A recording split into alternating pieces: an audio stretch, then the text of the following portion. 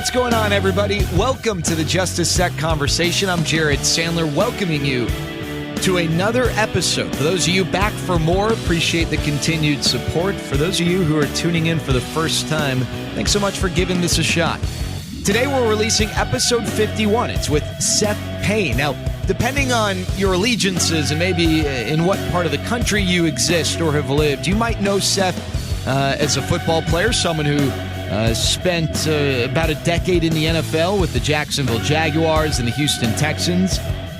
Someone who went to Cornell, almost didn't even finish high school, and he ended up going to an Ivy League school with a really, really interesting childhood story of where he grew up and what life was like for him growing up in that part of the world.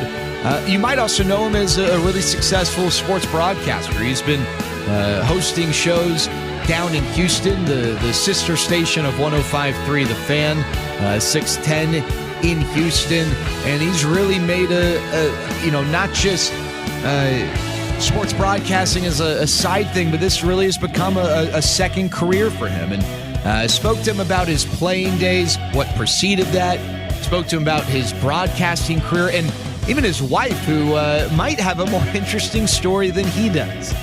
Before we get going, though, just want to remind you, would really appreciate if you would subscribe.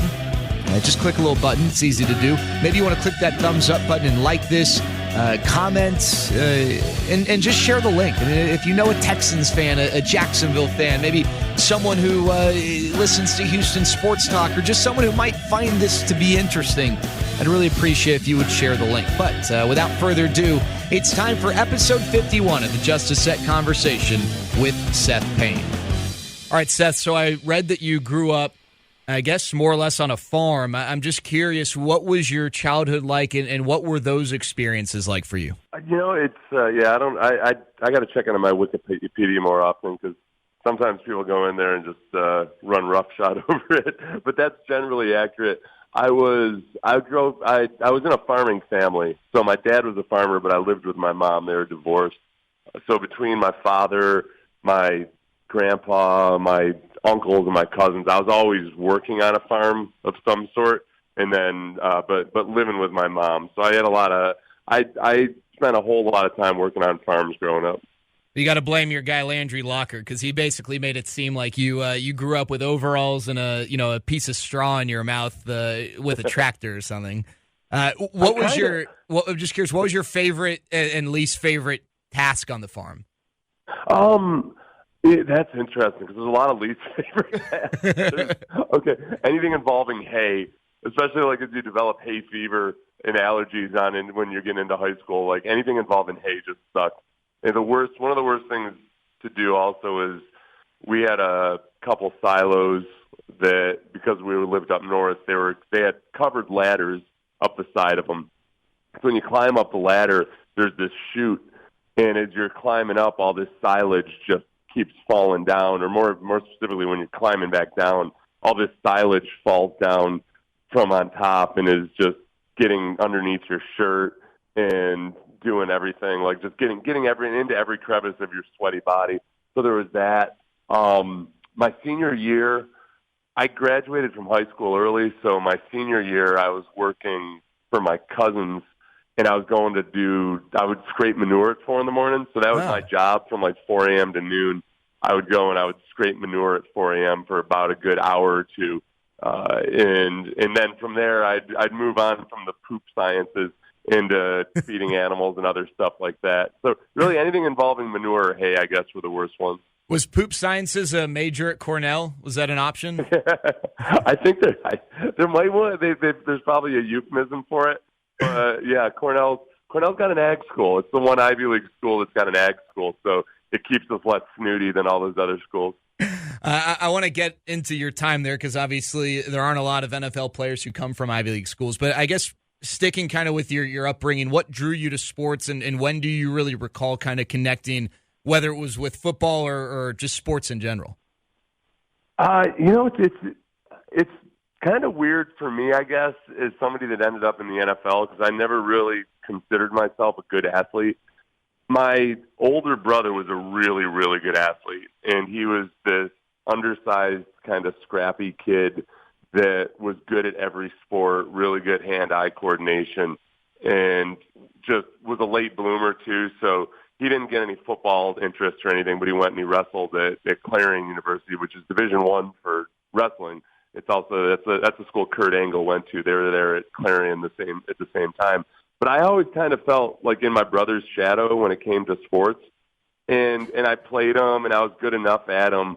But in football, all of a sudden I can remember when I was in 8th grade, I kind of just all of a sudden it just started clicking for me, and I just had a feel for football, and I started to grow up into my body a little bit to where I was a little bit bigger. And that's really the only sport that I've ever been good at. I was never really that good a wrestler. I was a horrible basketball player, sucked at baseball, but I just kind of had a knack for football, and through high school just really learned to love it just because I was good at it. And so you end up going to Cornell. Was that more of a football decision, or was that more of an academic decision?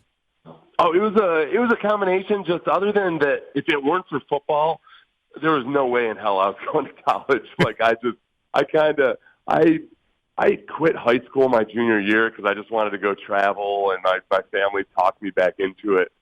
So spring of my junior year, I had quit high school for a couple of weeks and went off and kind of had fantasies about traveling around the country. They pulled me back home, and we talked to the guidance counselor, and we set up a plan for me to graduate after my fall semester. And at that point, my plan was to either join the Marines or go work on a fishing boat in Alaska. And then I ended up like growing 2 more inches and started just beating the crap out of these poor little upstate New York kids in football. And I started getting some interest from different schools. And Cornell was like the biggest and best school that showed any interest in me. And I'd had a bunch of family members that had gone there too. So, obviously my family wanted me to go there. And I kind of just stumbled Forrest Gump style into playing football at Cornell and ended up in the NFL a few years later. And the way I describe it as I'm saying it right now, boy, horrible motivational speech in terms of like setting your sights on a goal or anything. Well, I'm curious because I would have guessed, and you know this obviously, that there are certain people who they go to an Ivy League school and without sports they don't get in. And then there are other people who they're great athletes, but they probably could have gotten in without sports. And I would have guessed that you were more in that category, just listening to you, when I get on the app and listen to what you guys are talking about down in Houston and the conversations I've had with you. So I guess, did you embrace the academic side once you got to Cornell, or were you still kind of rebelling against it like you sort of did more or less towards, the end of your high school time? I think I tried to embrace it, and I think I just, I've always had a hard time with formal education, I guess, or having constraints put on me, which is weird because in football, I think I was actually, like a lot of times I was a coach's pet. If you have somebody tell me to do something, I'll do it at 1,000 miles an hour. So I think I just kind of floated along on the academic side of things at Cornell. I got in through a combination of my SAT scores and having a farming background. Because I told you Cornell is an ag school, so it's a big deal if you come from a farming background because so few people do these days. So I got like a 1,500 on my SATs. I had really good high school grades, enough to put me in a top percentile in my class, not enough to get me into like as a biology major or a chemistry major or anything at Cornell. So I started off as an ag business major. So between that, football, my SAT scores and everything, I kind of got in that way. But when I got there, it was weird. Yeah, it was like I was going to Cornell, but I felt like I was going to a bigger school and that I only cared about football and not much else, just like a guy at a bigger school might. But I didn't. One of my regrets, I guess, would be that I didn't really take advantage of all the different intellectual offerings when I was there. All right, now, at what point during your time there did you get the sense that football after college was going to be an option? Or was that something that when you got to Cornell, you're like, hey, I'm going to bust my tail and then the NFL's next? Or was that a realization while you were at Cornell? That was a realization my junior year where scouts come around, and back at that time, there hadn't been anybody drafted out of the Ivy League in quite a long time. I want to say it was over a decade. But because the Ivy League started having freshman football and spring practices and kind of making it a more advanced setup, more guys were developing and becoming NFL prospects. So your junior year, scouts come out and they time you in the 40 and they watch some film, and I think it's the Blesto Scouts, the scouting service that a bunch of different teams use. And I got identified as a guy that could potentially make it. So from that point there, I was kind of, at that point I was realizing, oh, wow, I'm going to have to stay an extra semester if I want to graduate from this place. And I was getting kind of antsy. And I really love playing football, but I kind of set my sights on it as my one goal in life at that point. And I just went full bore into it. We had a strength coach that was new at the time, Tom Coughlin, who was just awesome. And I just started doing everything he told me to do. And I stayed up there over the summer and kind of with that in mind, just ended up having a really good senior season and then got drafted by the Jaguars in the 4th round. Yeah, so the 97 draft, some people might think of it as the draft Orlando Pace went first. I like to think of it as the Seth Payne draft. You mentioned 4th round pick.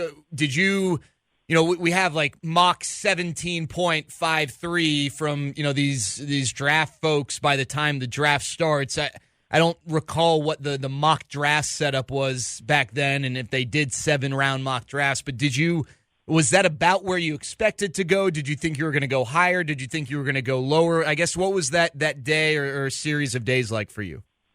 When I think back on it, it's amazing how little I knew. It's amazing because you're right. Back then, it was a whole lot different. There just simply weren't all the websites and all the analysis. And if there were 7-round mock drafts, I certainly didn't know about them. I really just had what my agent had told me, which was that, you're probably going to go somewhere between the 3rd and 5th rounds. And I had visited a few teams. I worked out for the Jaguars. I worked out for the Jaguars at Cornell, and then they also brought me down on a visit. But then the Jaguars drafted a defensive lineman in the 1st round, a defensive tackle, Ronaldo Wynn. So I kind of thought they were off the board. So I really didn't know. Like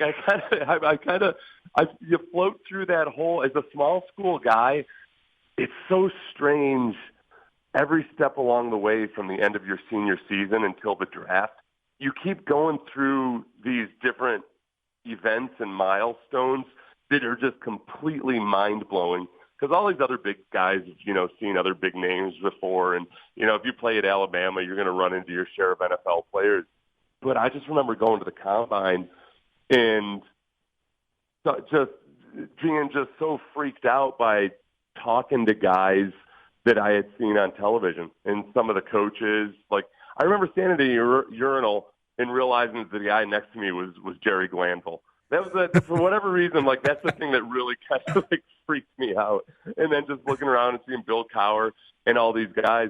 And then I remember at the combine too, when I went to work out, I was doing all right through my bench press, doing the Wonderlick and all the other stuff, running my 40, no big deal. Because when we got to the position drills, I remember watching these guys go through the drills, and I'd never seen big men move as fast as they were all moving. And I got kind of freaked out, and I started trying way too hard. I started tripping over all the bags, and it really looked pretty stupid going through some of those drills because I almost felt like, man, I can't keep up with these guys. And it was the same way you get to training camp. It's kind of mind blowing for a guy from a small school. Did you feel like you needed to prove yourself because you were from a small school, or maybe was there a mental block at any point, even after the combine, where it's like you're asking yourself, do I really belong with these guys from the SEC and the Big 12? Or did you, I guess, after that point, after you got through the combine, just realize, hey, I can hang? Yeah, I think it's kind of, you know how it is when you're young. You know, sometimes it's hard to tell whether you actually believe in yourself or if you're just being cocky to convince yourself that you believe in yourself. And I think it was a little bit of that, like a little obstinacy just led me to believe that, yeah, I could do this. And then, you know, part of it, I don't know if I really had a chip on my shoulder until I got to training camp and really like the OTAs and mini camps and everything, the workout period when all the rookies are there. I was hanging around with a couple guys on the team who both came from bigger schools or bigger conferences that were rookie free agents. And I think one might have been a late round draft pick, or one was a rookie free agent. And they were good guys. They weren't jerks at all or anything. But like, it was like every now and then you could kind of hear a little bit in their voice of like, well, I was an all Big Ten player and I didn't get drafted, but for some reason, I don't know why they like some of these smaller school guys, to the point where you're like, all right, I got drafted and like, I'm going to show people that, you guys might have been more developed when you're 18 years old, or you might have just gone through puberty early or whatever. Like a lot of guys that end up at big time schools, I swear it's just because they went through puberty when they were 13 and they get picked out as monstrous freaks. So yeah, there was a little bit of chip on my shoulder. And then the other thing, Jared, that you have to worry about as a guy coming from like a school like Cornell is that there's always going to be some old school scout or coach that's going to think you're soft or that you're more interested in school, which was so far from the truth with me. So I ended up getting in like quite a few fights my rookie year because I thought like, all right, well, they're not going to like, I'm not going to let these guys think I'm a punk. So anytime any offensive lineman messed with me at all, I just start fighting. Any 10-round showdowns with someone, or were they all like your standard training camp? We're tired of being here and we're banging into each other 50 times a day type fights? Yeah, there's exactly that, the latter, which is the best part. Like, that's the best part about a football fight is it's so weird. It's almost like did you see Hamilton? Yeah. Yeah, okay. So you know how the part where they're explaining how in a duel you can turn and fire your weapon in the air. And in that way, like your honor is preserved, but you're not murdering somebody. And it just feels almost like, okay, you're going through this whole ritual for a bunch of nothingness just to try to, to prove that you were brave enough to do it. That's what a lot of training camp fights are like. Because it's gonna get broken up immediately. But there's just something about guys showing a willingness to fight back. And this was different. This is in the late 90s where it was a lot more common. Like it wasn't, now a lot of teams just have strict no fighting policies.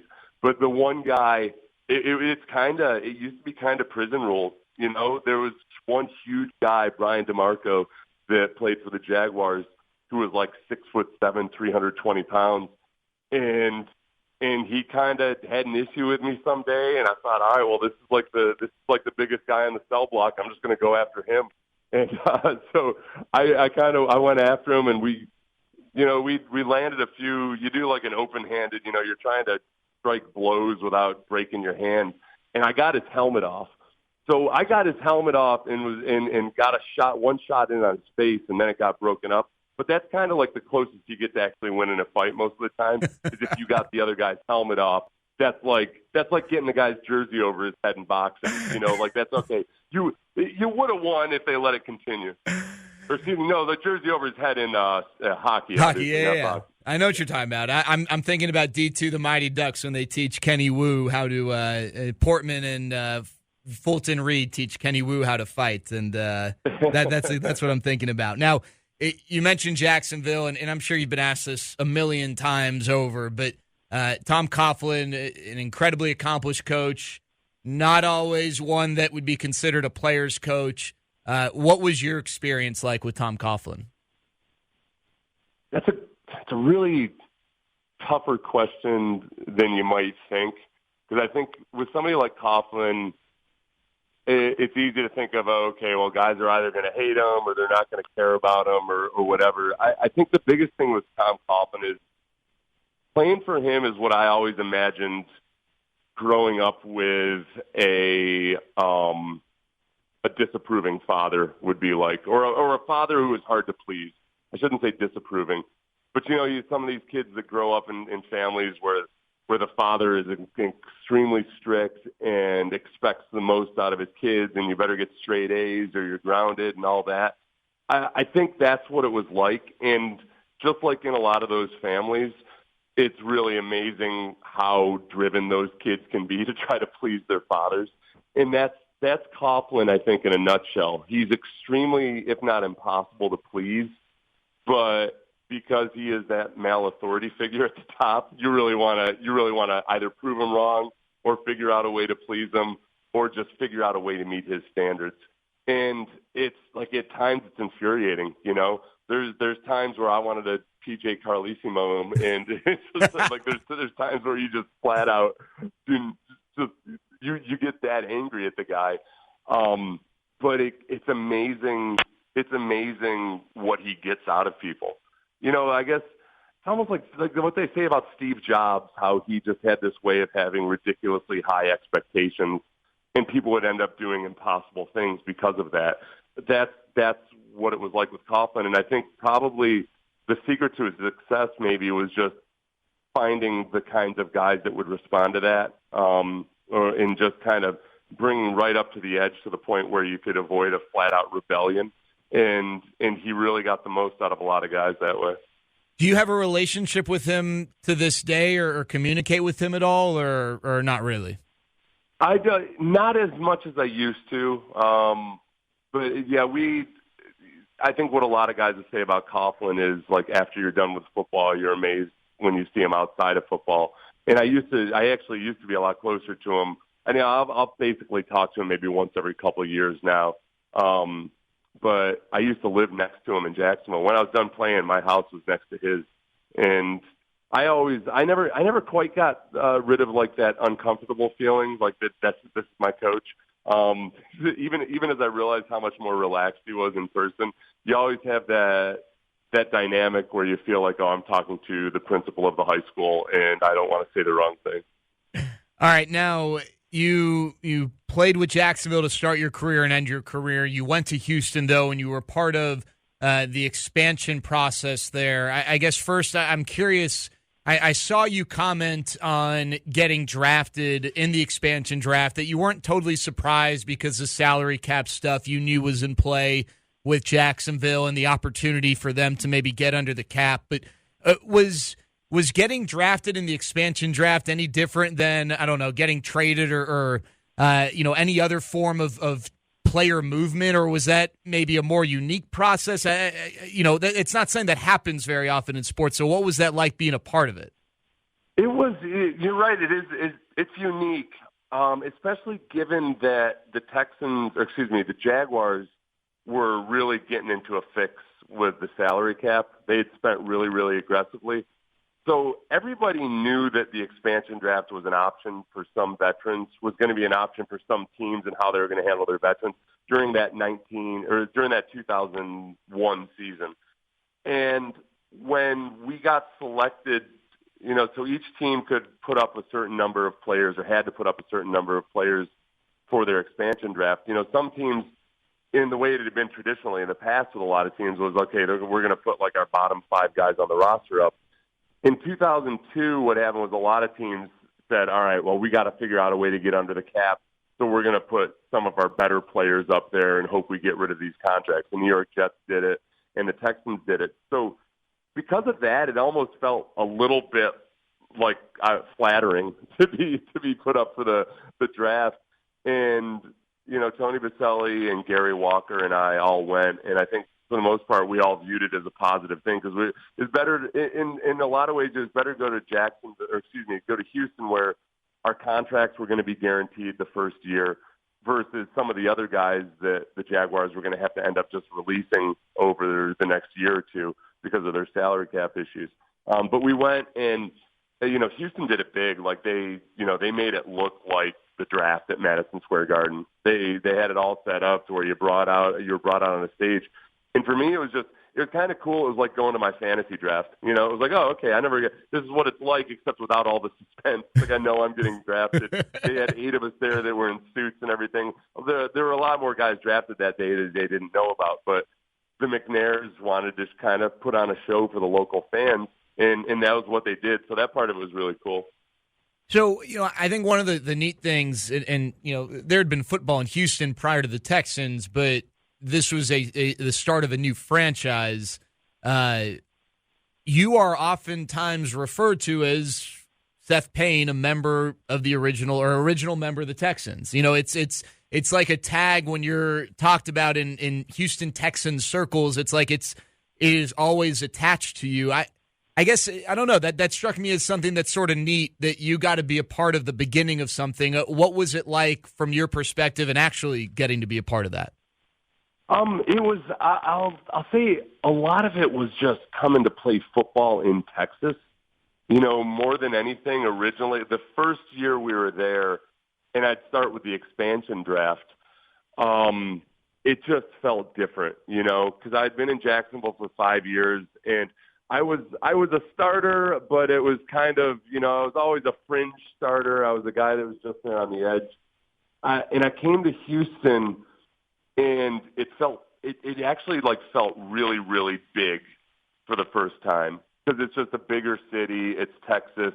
You know, in Jacksonville, it's as much a college football state as it is a pro football state. And I loved it in Jacksonville, and we had some really, really good teams there. But when I got to Houston, it kind of felt like I had arrived in the NFL because of all the attention the city was pouring on us. And it was the first time, like, while you go around, especially that first year, like we had, if you were a member of the Texans that first year, it was really weird. Like, having done nothing to earn it, like win a Super Bowl or anything, we were getting free meals all over town. You know, like there were a bunch of different restaurants that basically we could go in and we were going to get a free meal. And that part of it was really cool. And then the first year also, there was it was a free pass of a season. You know, people were just happy to have football back. The expectations were just about nothing. So every time we won a game, it was like we'd won a playoff game or something. And, you know, on defense, we had some really good players. That's one thing Tom Capers wanted to do, is we wanted to get really good veteran defensive players and make it as easy as possible for some of these younger guys on offense to be competitive while they all grew together. That wasn't the best plan, it turned out. But as far as our defense, like, I got to play with some awesome football players like that took their jobs really seriously. All right, now I want to fast forward to the end of your career. I'm always interested in how people make big, tough decisions. And you know, I know the decision to retire for any athlete, whether, you know, they're essentially forced to retire or maybe they have a lot of freedom in the choice, no matter the case. I know it's not always just an easy ho-hum process. What was the process like for you that ultimately led you to decide to stop playing football? Well, let's see. I had been in the NFL for 10 years. I tore my ACL in my 10th season. And at that point, you know, the Texans ended up releasing me, and I wasn't sure at the end of the year. I wasn't sure what I wanted to do. And I was coming off an ACL after I'd had a bunch of injuries. I had several pretty major injuries in the course of a few years. So my wife and I went back to and my daughter went back to our house in Jacksonville, which was next door to Tom Coughlin, which, by the way, I didn't know when I bought the house. I bought the house. The realtor said that Tom Coughlin lived in the neighborhood. And the day we were moving in, I see Judy Coughlin come walking up the driveway. And I said, "Oh, Judy, where's your guy's house?" She said, "That's us right there." And she pointed like basically at me. And it ended up being really cool because Judy was really, really cool, and Coughlin away from the football field is a completely different person. But we went back to that house, and it was, you know, it was the one time in my life where I say one time in my life, it was my one time since I've been in the NFL that I didn't know exactly what I wanted, you know, and I wasn't sure exactly if I wanted to come back. And I took some free agency visits, and I turned down some offers. I turned down an offer from the Giants, actually, and that was the year they went on to win the Super Bowl that season. But I turned down an offer from the Giants, and in my gut, the right thing to do was to go with the Giants. But it was probably the one time that I'd been in the NFL where I kind of went with what was easy instead of what I knew was right. So I ended up signing with the Jaguars more than anything because, A, I had a history with the team, and then B, because they were right there and that's where I lived, which are good reasons, you know, but it wasn't as good a fit for me as it would have been with the Giants. The Giants wanted to let me, Coughlin told me he didn't want me to touch the field until October. I was going to rehab, and that was it. I got into camp with the Jaguars, and they wanted me to play right away, and my knee wasn't ready for it yet. So I put some really bad film out there in training camp, and it was honestly, like, even when I think about it right now, I'm kind of embarrassed by what that film probably looked like. I wasn't ready to play football anymore. And when the Jaguars cut me, it kind of did a number on my ego, because I realized, like, oh wow, I'm this washed up guy that can't move around. I felt like I was Nick Nolte in North Dallas 40 or something. And I kind of, like, I decided at that point.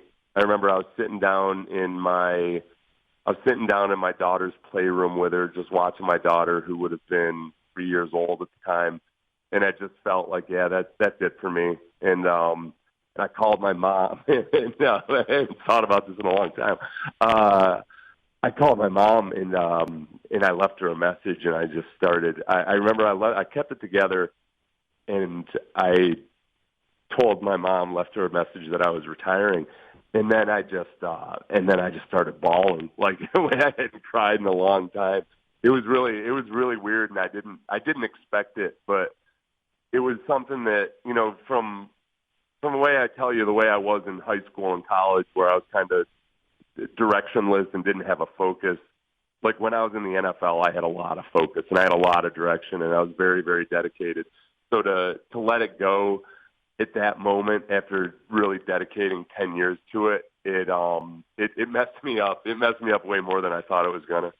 All right, now you end up, and I don't want to skip ahead too far, but you end up getting involved in broadcasting. I know after you played, you would call in, and then that evolved into you taking on a more permanent role, and you end up back in Houston. I know that you didn't go right from Jacksonville to Houston, but you end up back in Houston, I guess, crossing over to the dark side to some degree, doing the broadcasting thing. And really, I think what's tough for former players at times is doing sports talk, because this is a medium in which you are expected to form opinions. And you, because of where you were, you're expected to form opinions on a franchise that you were very familiar with, and players with whom I'm sure there were there wasn't just familiarity, but maybe friendships. What was that transition like, and how did you approach that? Because if I'm not mistaken, when you did make the move, it wasn't like the Texans were competitive like they are these days. They were still really struggling and trying to get in the right direction. Well, you know what? You're right. It is the hardest thing is to criticize after you've been the subject of criticism as a player. Sometimes unfairly. And then other times fairly, but it still feels unfair because you're the subject of it. It's hard to cross that bridge. I guess the fortunate timing, just from a very selfish perspective, is that the Texans had some success by 2012, and it made the playoffs. It had finally become a legitimate team. But I didn't start full time until 2013, and that's when they went 2-14.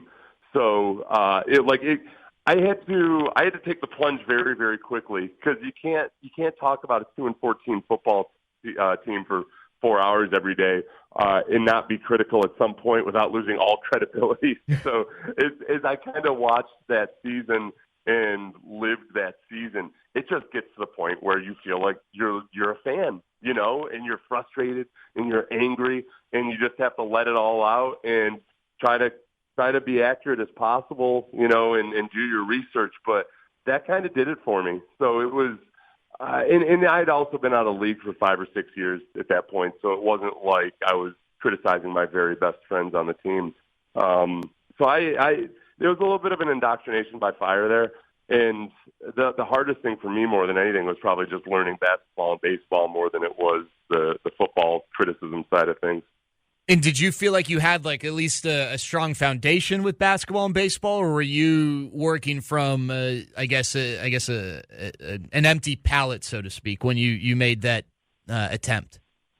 I think I guess from a casual fan's perspective, it would have been enough of a foundation. And I think if there was a mistake I made, it's that I thought that I needed to be smarter than I was about baseball and basketball, to where I was doing deep, like I was reading Zach Lowe and all these other guys, which I still read Zach Lowe, but I was like studying and trying to get in the analytics of everything, especially because you're in Houston and it's all about analytics with both those squads. Now baseball at the time in 2013, nobody was talking about the Astros, so that was easy. With basketball, the thing that it took me a while to really learn and figure out is that that's one of the funnest sports to talk about, because the drama is so human and so transparent. But it's also the easiest to kind of, once you start getting into the modern stats and analytics of it, it's really easy to get really dry really fast. And with basketball, I think it's for me, like I said, like the casual knowledge base is almost better, because you talk about things that people care about. And you kind of always have to remind yourself that, oh yeah, okay, people don't necessarily want to hear about effective field goal percentage and and possession usage rate, and all that stuff. Yeah. So I guess as you got some experience, you became more familiar with the other sports that were important, especially in the Houston area. What were some of the challenges, or to this day, like what are the things you like? What are the things that maybe you don't like about sports talk radio, or have you just kind of head over heels fallen in love with it all? I think I've loved it. I've started to love it more as I've changed my approach to it. And I think it's kind of a transition within the industry. I think that I feel like the hot take is dying a slow death in a lot of ways, and it's never going to be completely gone. And by that, I don't mean that strong opinions are gone. And certainly, some of the debate shows on ESPN do a disservice to sports radio, only in that people call that sports radio. It drives me crazy, Jared, that people will be like, I hate sports radio. Did you hear what Skip Bayless said the other day? Like, oh yeah, but he's not. That's not real life. Radio. Yeah. So I think it's not, like, in a lot of ways, I think it's become more authentic. And some of that is probably just because of just podcasts and what people have grown to expect. It just feels like it's more authentic in a lot of ways. And I don't think like the shouting from the rooftops angry all the time is all that appealing to that many people anymore. Maybe I'm wrong, because that's the other thing that happens is everybody's different and everything changes from time to time. But I've just kind of realized the more I've relaxed over the course of the last 6 years, I've really started to just genuinely enjoy having a conversation with my co-hosts. And I've had two really good co-hosts in Mike Meltzer and Sean Pendergast, and both of those guys are guys that I feel when things are really good, it just feels like we're two guys that are well informed but having like a nice lively conversation, and more than anything, like learning as we go, and hopefully entertaining our listeners as much as we are, winning an argument or winning a debate. All right, now, speaking of listeners, and I know you played while social media existed, but I don't know. I think it maybe is fair, if I have like the timeline in my head correct and when social media really took off, that most of your social media spotlight, I guess, has been as a broadcaster, where Twitter has really become what it is, and it's encouraged that you interact with the listeners, and now, listeners can text in and all this stuff. How do you deal with listeners who aren't just reaching out to say, hey, Seth really liked the point, but instead they're being really critical, fairly or unfairly, or, taking shots? How do you deal with that balance or developing those relationships? Two big things. One is that I think that each person is the world's foremost expert on what they like or do not like. So if somebody doesn't like me, I just accept it, and it might be for whatever reason. It might be because they don't like my voice. It might be because they don't like the collection of my opinions, whatever it might be. But I stopped trying to worry too much about whether somebody likes me or not, because no matter how good you are at doing something, there are going to be people that flat out don't like you. So especially in media, obviously. So I don't worry about that. I let people be the expert on what they like and don't like, and I try never to argue with somebody about why they should like me. So then beyond that, though, when you get into actual substantive arguments or anything else, I kind of, this is my rule for social media, is I'm not afraid of using the mute or the block button, but before I do it, I try to ask myself, okay, is this person upsetting me because they've genuinely insulted me, or are they upsetting me because they're making me challenge, because they've challenged my opinion in a way in which I don't know how to respond? Because if somebody's just flat out insulting you, or they're becoming, or they're obviously trolling you or something, then you don't owe it to that person, and you certainly don't owe it to yourself to have to deal with that person anymore. If you find yourself angry on social media and it's because basically somebody just brought up a good point, or maybe a little bit passive aggressively brought up the point, but that they're bringing up a good point, and that's what makes you angry, okay, well, that's a problem with me. So I try as much as possible to not, it's not like I'm trying to never get mad online, but if I am going to be mad, that it's for valid reasons. All right, final question, Seth. Your wife may be the better athlete. I don't know. I was told through extensive research and conversations that she was a roller derby superstar, and I remember watching roller derby on TV back in the 90s. I know it goes on. I can't say that I've really consumed roller derby, but I don't know. How did she get involved? And I guess what was that like being married to someone who participated in roller derby? Yeah, roller derby is really interesting because it's kind of the opposite of professional wrestling, where, okay, wrestling started out as a real sport and still is, but then professional wrestling grew out of that, which was, obviously staged and scripted. Roller derby started off as staged and scripted back in the 1970s, but somewhere along the way, somebody decided, hey, this would actually be a really cool sport if we made it legitimate. So now it's like a legitimate sport with actual rules and everything. But it's violent and it's rough. So she got into it. I don't know. It's just all these little leagues just started popping up all around the country. And when we were living in a small town in upstate New York, she got into it before we moved back to Houston. And we came back to Houston, and they have a pretty big league there with a lot of really good roller derby players, athletes. And so she jumped into it there, and she did really well. She ended up getting a couple of nasty concussions, so like that was time to put up the skates. But she was the Branimal, and she was awesome. It was really cool. Like, it was really cool with her being the athlete in the household. And she's a much better athlete than me in terms of overall, can play any sport, great, incredible hand-eye coordination. She kept playing co-ed softball, on into her 40s, and was awesome at it. And I have no shame about that. She's a much, much better athlete than I am.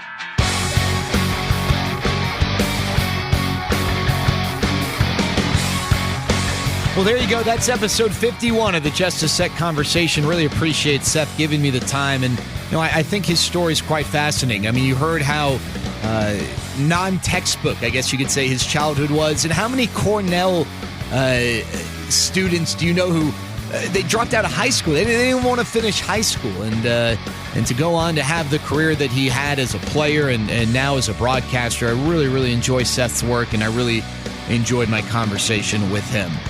All right, there you go. That's episode 51. Just a reminder, would really appreciate if you would subscribe to the channel. You can catch all the content, whether it's previous and future episodes of the Just a Sec Conversation or other interviews and segments that exist on this channel. Would really appreciate if you would subscribe or share.